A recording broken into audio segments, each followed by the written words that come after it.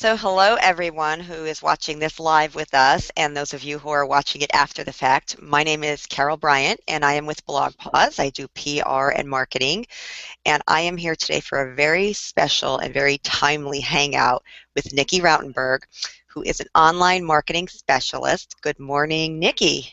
Good morning, Carol. Thanks for joining us. Today we're going to be talking about a very hot topic to pet bloggers and just bloggers in general, and a lot of misconceptions around it and what exactly it means. And that hot topic is affiliate marketing. I know if you're in blogging at all, this is a term you'll hear loosely tossed around. You could Google it and get so many results. So Nikki, if you could just give us a little introduction of who you are, other than a genuinely nice person, and we'll jump into some of the agenda, and we'll be taking audience questions. So if you're watching this live, and as Nikki goes along, if you have questions, be sure to type them into the Google Hangout. So good morning, and Nikki, tell us who you are. Good morning, everyone. My name is Nikki Rautenberg. I am the owner and founder of Pet Industry Marketing Group. I've been in the pet industry for almost 3 years now, but I've been in the online marketing world for 9. So I've really grown with the process, and right now my thing is figuring out how to best apply a lot of the stuff that happens in online marketing to the pet world. So it's a really exciting time. And if you were at the BlogPaws conference, you might recognize Nikki because you actually did a session there. Am I correct on that? Yeah, I did the Google Analytics session. It was one of the 3-hour sessions on Thursday. It was pretty tech heavy, so I still thank the people that made it through with me. But yeah, it was a lot of fun and a really great experience just to kind of get a feel for where people are. Great. And I saw you recently in Oregon at the WIPIN, the Women in the Pet Industry conference, and I know you're busy and in demand, so just the fact that you're taking the time with us today, thank you. That's great. No, I love it. Thank you for having me. Let's start out with affiliate marketing. Let's just get this puppy right out of the water. What do you mean when you say affiliate marketing? And then as you're talking about that, how does that relate to us as pet bloggers and or pet businesses? Okay, yeah, so affiliate marketing, it takes on a lot of shapes and sizes within the pet blogger or pet business industry. And the common thing that we see here is when one pet blogger will tell others about a product or service for a different company or a different business, and what's happening is they're promoting somebody else's service or products, and that is essentially affiliate marketing, whether it was intentional or not. That's the biggest way that we see it here in the industry. So, for example, let's say that you're a blogger or website and you alert your readers to a great product that company A offers, either by writing a post about it or placing a button or ad somewhere on your website for people to go purchase that. So you're linking to that product's website is affiliate marketing. But one thing that we're not seeing in the pet industry is people setting themselves up properly to use affiliate linking, which we'll talk about a little bit later, but it's really the best way to make sure that you are getting enough out of the relationship as the person that you're promoting is getting. Okay, so when I'm entering into a relationship with a brand, whether it's for just a one-off blog post or I'm in a program, would that be considered affiliate marketing? Yes, it would. Okay, all right, so that's that myth dispelled right there, because I know there's a lot of misconception around what affiliate marketing is. Okay, so I'm a blogger. Yeah. So I'm a blogger and I'm looking at getting involved. I want to do affiliate marketing. I want to do this as more than a hobby. What's the first thing I need to do, or what should I learn right out of the gate? Yeah, so the first thing that you really need to learn is how to write your content that is geared towards marketing. And so when I say that, I don't mean writing a blog post that is all selling. I just mean in this industry, we have a habit of not selling to each other or really selling in general.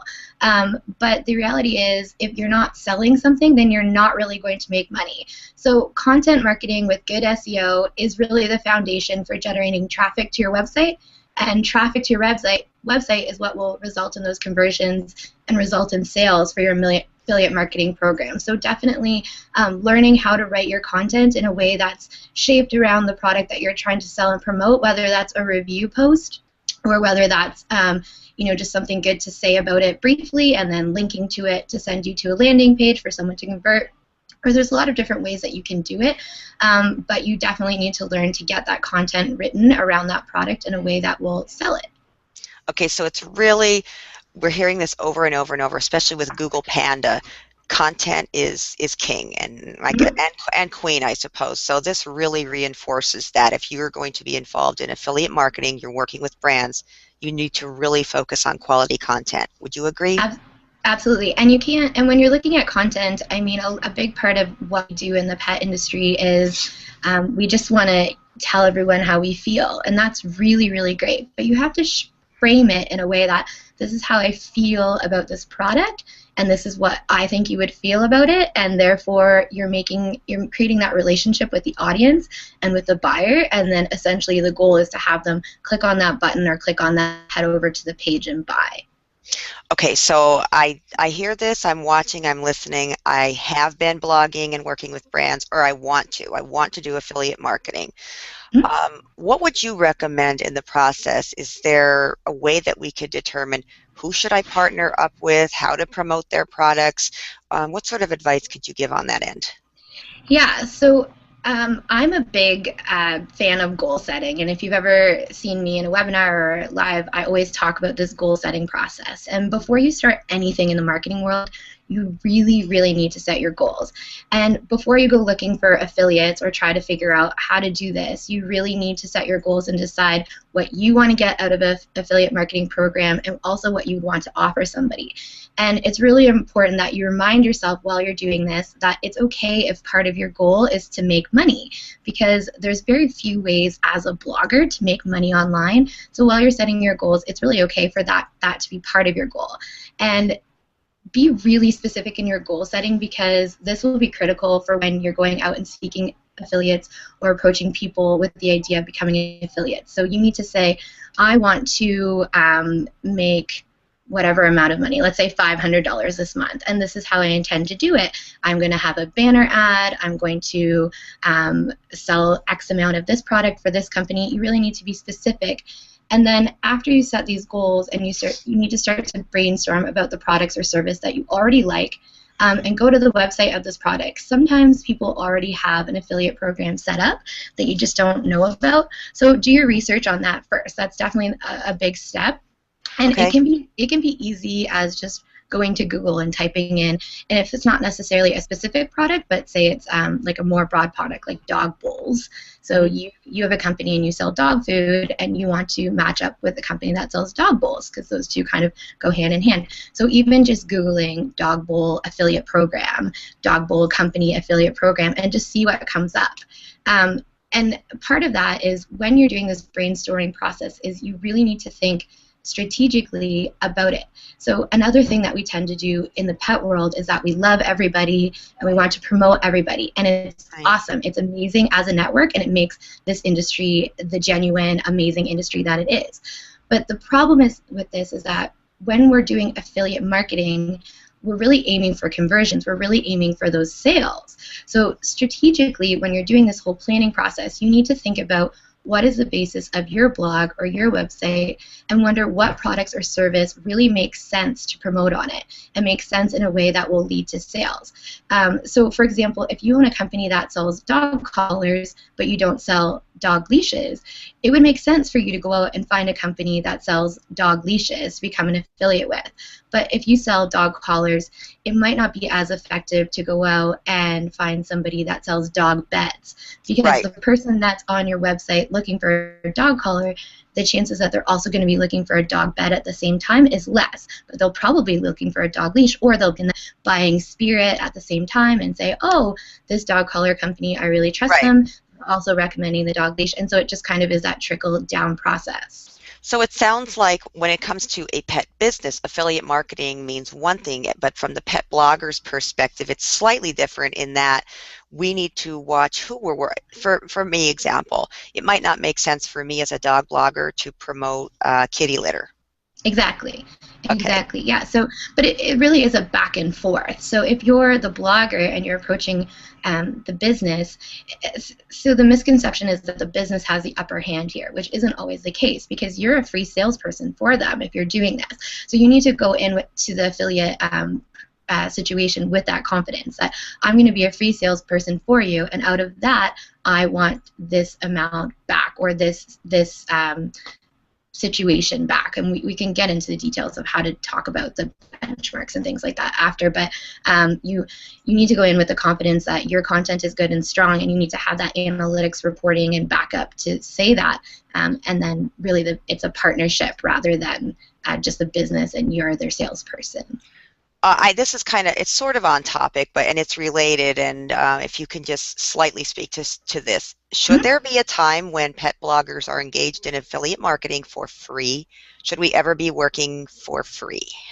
So yes and no. So I'm not a believer that anyone should be working for free. However, there are situations where doing things for free will result in sales. So that would be the case. As long as you have that plan set up, like I'm going to promote this person in one of my blogs, and then that blog got X amount of traffic. So then I'm going to go to them and ask them out of their sales, how much web traffic did they get from my blog post and that kind of thing. So that could be something that you could do for free, and then you can use that information to leverage your way into an affiliate program, saying, okay, well, I actually saw that people were leaving my page to go to yours quite often. So since that happened, I'm assuming there's an assumption there. There will be an assumption process that there was some sales out of that. So now, alongside that blog post, I'm also going to include a banner ad. Let's start tracking. And there really is that testing and tracking process. Sometimes, not always. You can go into it straight off the bat in an affiliate situation where you should be making money right away. Right. But the difference is there is certain instances when you might have to start off on the blog post side of it and then bring bigger offers to the table as you go along, especially for companies that are self-funded or are startups and things like that. Those would be situations where the whole barter system might work better than monetary. Right. The goal for everybody is to get to that monetary side. So Right. if you're working together and you have that partnership, then it's the best way to get there. Yeah, relationship building, I believe, is key. And in my own experience, I don't mind occasionally doing something at no cost because it builds a relationship. But if you're doing Exactly. something in the long run, as the bloggers who are listening can attest, that's our time, our talents, our server fees, our our Yeah. clout. And would you agree with that? Absolutely, I would agree with that. And I think a big struggle for the pet industry is, when do you make that decision? When do you decide that this person that I've had this long-term relationship with, how do I approach them and say, okay, I know we're really great friends, and I love your product, and I appreciate you giving me free samples every now and then, but I really need a paycheck at the end of the day. How do you start that conversation? And the best way to do it is with the data. You need to have that analytic proof that says, this many people read my blog post, and you can see within your Google Analytics where people drop off of your website. So if someone drops off of your website or your blog and goes to their page, you can see that. So you know that that's happening, and you can use that information as leverage to start that conversation. And it doesn't need to be awkward. It doesn't need to be uncomfortable. At the end of the day, you're promoting their product, and the idea is that it will result in more sales for them. So ultimately, it's a good back and forth. Absolutely. So having a good grasp, and I know this from talking to you and attending your session, having a good grasp on Google Analytics, knowing how to interpret the results, and being able to relate those results back to the brand, so you could either kick off your affiliate marketing with them, or you could just further enhance it. Yeah, and even if you don't have that extensive view of Google Analytics of how to see where they fell off your page and went onto theirs, you can even just look at your own web traffic for that specific blog post and say, I have an assumption that there might have been sales that comes out of this. What happens if I promote your product once a month, or if I put up a banner ad for your product? What will happen then? Let's try it out. If you make money off of it, can we work out a percentage situation between the two of us? Right, right. And then for brands also, I think might be tuning in on this, that's why I like the programs, for example, that BlogPaws is doing, because you get a safety in numbers, so to speak, by having 10 or 20 bloggers all promoting a product around the same time period, and your strength is there. And I think that's affiliate marketing at its finest. Yeah, absolutely. Yeah, there's definitely a good balance in affiliate marketing between the free stuff and the networking, and then the making money side. Okay, so other than not asking right out, sure, not asking right out of the gate, um, what do you see that folks in our industry are doing wrong with affiliate marketing? So we sort of talked about this already, but Yep. the one thing for sure that we're doing wrong in the pet industry is that we're giving up way too much time or way too much space in our blog for free. Like, that definitely is happening. And again, I don't want to say that you have to walk away from this and you can't do anything for free and you can't do things pro bono, but you shouldn't be doing everything for free. And like I said, at the end of the day, if there's an opportunity to make sales for both people, then we really need to take advantage of that. And then the other side of that, and this goes for everything within the pet industry, whether there's a sales aspect or not, but definitely the not tracking. People in our industry are not tracking when the sale is made, where it came from. And so as a business, you really, really need to get a grasp on your sales, especially your online sales, of where did that sale come from and how can I leverage this referral program to make more sales off of it. Right. Yeah. Well, that's interesting too, Nikki, because what you had spoken to earlier is the bloggers knowing if it's a good fit for them. But I believe from the brand perspective, if brands are listening, wouldn't you agree that they need to do their research on who the best bloggers are that they should be, and I shouldn't even say best, but the most highly targeted, and know our names and know a little bit about our blogs before you cold pitch me? It's true. There is definitely that end of it. They need to know their side of it too. But I think from an approaching side of things, it usually is the blogger, because these people already have a business, so they already have a way that they're making money anyways. So I do unfortunately say a lot of the legwork has to be done on the blogger side. Okay. But it is important that the relationship makes sense. So when you're a blogger coming to the table, these brands need to recognize whether it actually makes sense. And if you get turned down, it might not be because they don't want to pay you. It might be because it doesn't actually make sense for them to have that affiliate relationship with you. The other thing too is you can't have too many. You can't go out and sign up everybody to an affiliate. You can't have all of these people in your affiliate program. You can have a good pool of them, but again, this is the strategic side of it. Do you really have the time and energy to balance and provide the tracking and everything that needs to be done, either as a business to all of these affiliates, or if you're affiliates, does it really make sense as a blogger to be blogging about these products and services all the time? Right. Because that's not strategic. Right, exactly. It needs to be a part of your bigger picture and your I believe your pet blog business plan. Yeah. This should all. Okay, so speaking of planning, and let's talk about benchmarking a little bit. Mhm. Is there a benchmark for the commission portion of an affiliate marketing partner? And then can you tell someone who's listening and doesn't understand, what do you mean by benchmark, and can you speak to that? Right. So benchmark is essentially like the starting point or the average point where we would find the commission portion of this affiliate marketing program. So I'm a little afraid to comment on this because it definitely is a case by case and business by business. But I can tell you from what I've seen for programs in our industry, it's generally about 2 to 10%, completely depending on the business or brand. What I've seen that works most successfully is a scalable model, and I think that suits our industry best. And by that I mean you partner with a company, and for every product sold based on your marketing, you take away 2%. And then after about 3 months, and I always use 3 months because tracking quarter to quarter is really best practice, especially for our industry, because month over month, a lot of times isn't enough time. So we really need that quarter to quarter. But after that 3 months of this affiliate partnership, you actually have the data, and if there's a situation where you can see that you've brought the majority of the sales or this partnership has resulted in a lot of sales, then you can use that data to say, okay, I would like 5% now, or 3% or 4%, or whatever that is. But this scalable model actually works probably best for our industry. And start low, because there is that testing aspect, and if you start high, you don't want to scare people away. Again, you don't want to be doing things for free, but you do need to have backup, because people aren't going to pay you if they don't know that it's working. So you need that testing period and that data.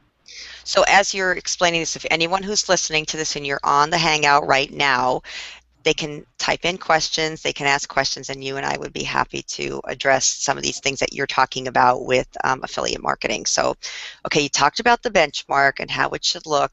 So I'm somebody right now who's in an affiliate marketing relationship, and maybe I've been doing it for a little while, or maybe I've been doing it ongoing. What advice, do I know everything I need to know, or what sort of tips can you give someone who's been doing this?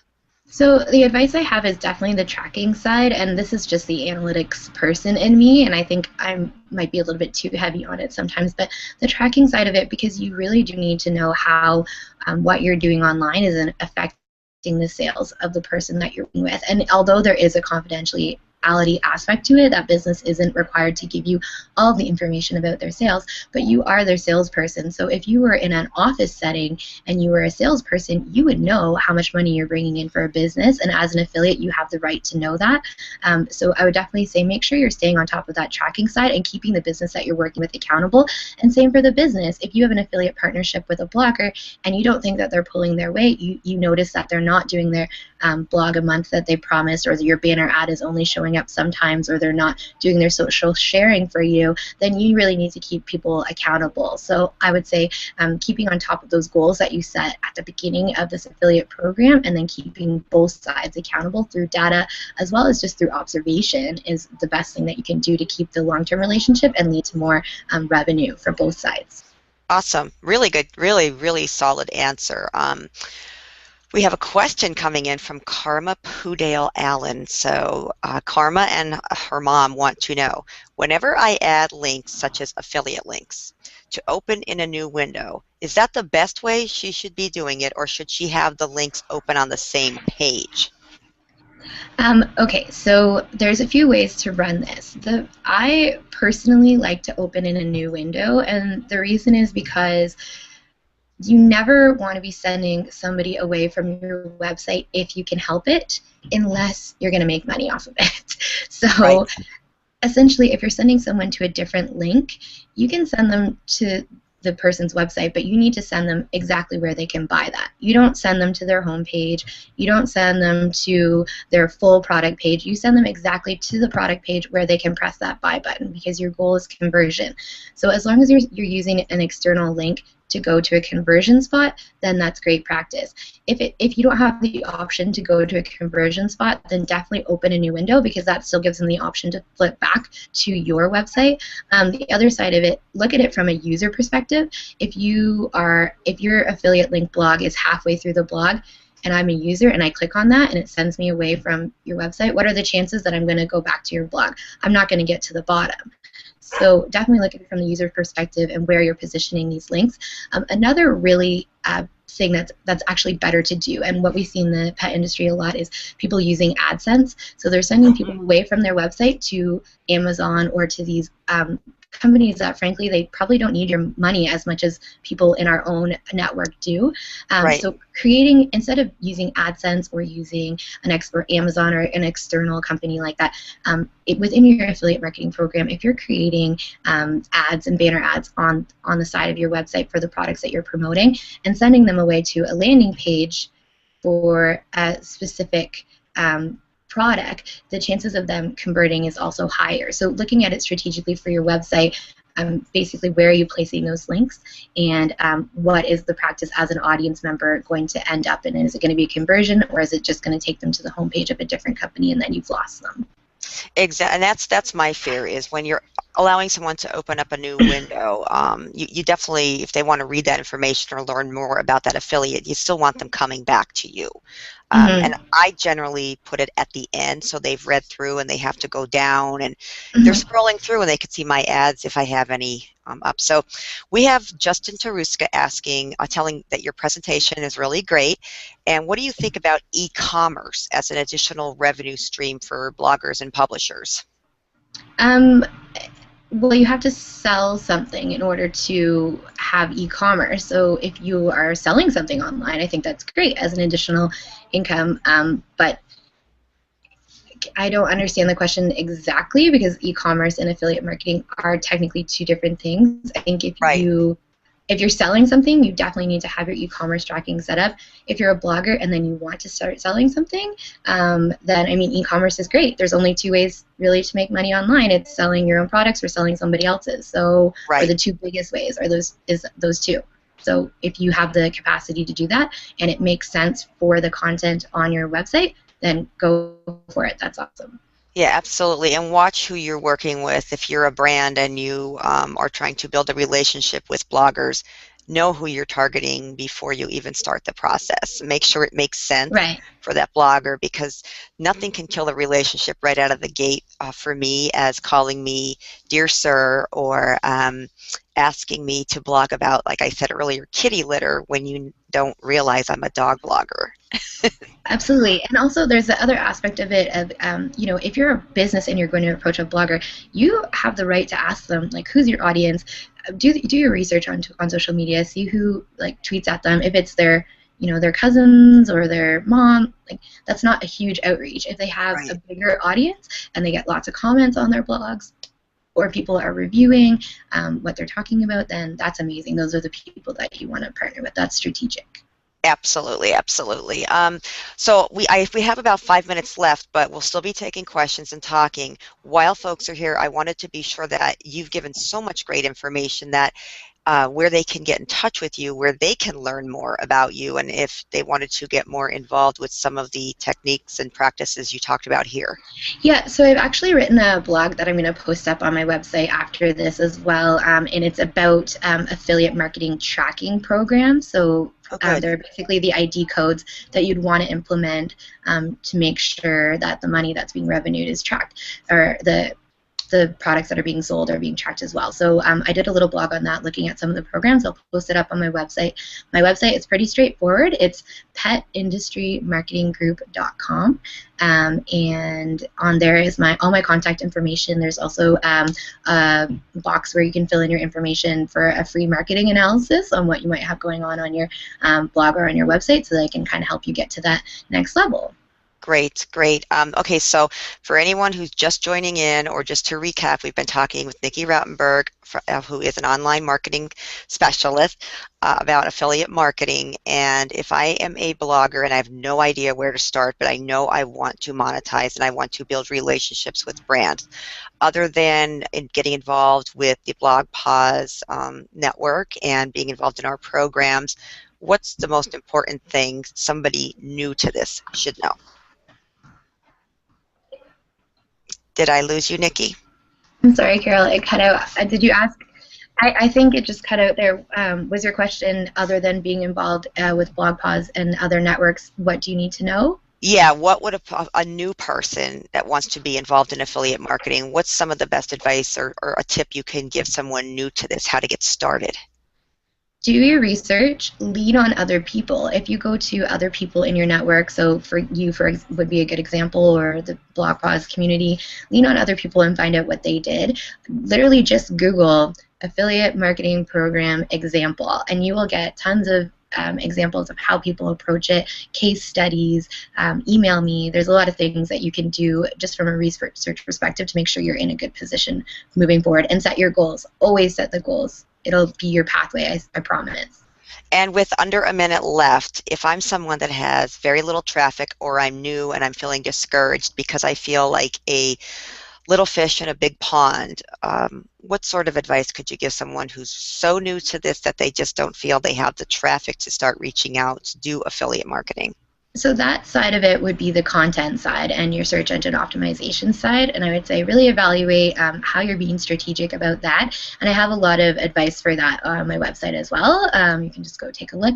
But basically, you need to have that plan in play that, okay, this is where I am. What am I going to do with my search engine optimization to increase my traffic? What kind of keywords am I going to try and capitalize on? And it's the whole research side again. And it's tedious and it does take a while. It's not going to be a quick process, but there definitely is options. So don't feel hopeless. Just keep working at it. Right, and it's the old adage that, it doesn't happen overnight, and that's particularly true with affiliate marketing. I think you would agree. Exactly, and that's why I use the 3 months as an example, 3 months to 6 months, because really you don't know what goes on, and there's anything can typically change the landscape of sales, no matter what industry you're in. So that 3 month time period, 3 months over 3 months, is really the best way to look at it and decide where this is headed and if it's in a good direction. Awesome. Well, what I'm going to do is thank you for your time. This half hour flew by. We could probably do this Yeah, again on another topic. So we'd love to have you back. And I'd love to be back. thanks for joining us this morning. It's really appreciated. And you're a wealth of information, especially affiliate marketing and Google Analytics. So thank you for that. So thank you for having me. And if anyone has any further questions, feel free to email me. All the contact information is on my website. So Awesome. And we'll be sticking around and taking some questions within the stream of this chat too. So yeah, I want to thank everybody and have a good day.